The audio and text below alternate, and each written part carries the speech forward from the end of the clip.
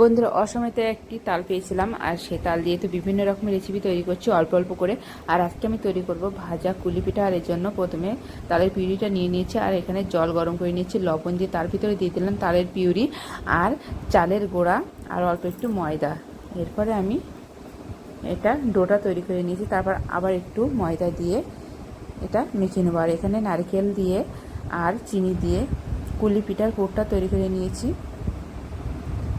এবার আমি এভাবে ছোট ছোট করে বাটি মতো তৈরি করে নিয়েছি, তারপরে নারকেলের পুর দিয়ে কুলিগুলো তৈরি করে নিব।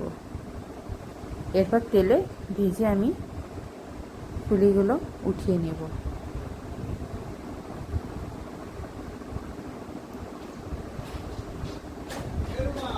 এই কুলিগুলো দেখতে অনেক সুন্দর হয়েছে, খেতে কিন্তু অনেক মচমচে।